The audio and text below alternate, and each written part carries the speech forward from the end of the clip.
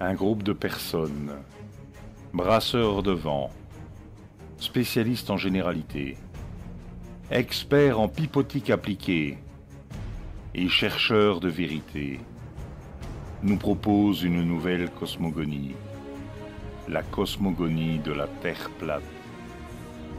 Sauf que...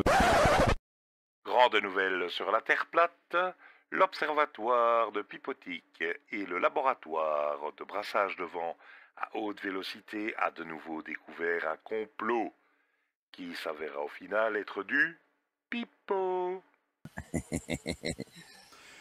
Bonjour mes amis, Dans cette vidéo-ci, j'aimerais poursuivre la réflexion. Dans ce nouvel opus, le professeur Grand Pipeau, qui adore toujours autant s'entendre parler et montrer son tableau blanc, nous parle de la théorie officielle des marées. Et il a bien lu son texte, c'est bien ça, c'est bien la théorie officielle des marées, comme quoi la Lune est plus responsable des marées que le Soleil. eh bien ça coince depuis le début, je vous le dis ici. Pourquoi? Est-ce que c'est pas directement cette force de gravitation qui agit sur la masse des océans?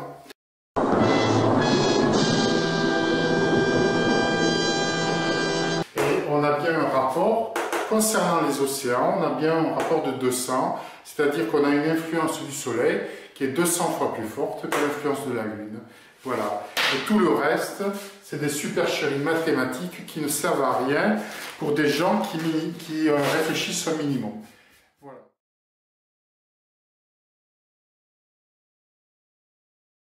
Les gens qui réfléchissent un minimum sont toujours en train de se poser les mêmes questions.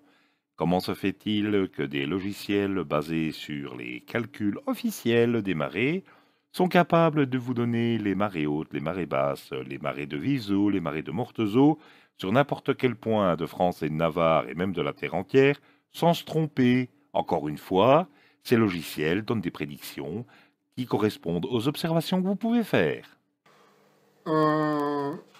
Il est quand même curieux qu'il faille attendre le début du XXIe siècle et le professeur Grand Pipeau pour comprendre que quelque chose ne va pas dans la théorie, qui est connue depuis le XVIIIe siècle, et grâce à laquelle on a même fait des horloges de marée. Et comme par hasard, ces horloges de marée donnent des indications correctes. Et ces horloges de marée existent depuis le XVIIIe siècle. Elles ont été mises au point par un physicien français. C'est Newton. raté, c'est Laplace qui, à la fin du XVIIIe siècle, a mis au point la fameuse théorie que vous nous décrivez si gentiment au début de cette vidéo. Tant pour les océans, je suis désolé, mais c'est quelque chose qui n'est toujours pas acceptable.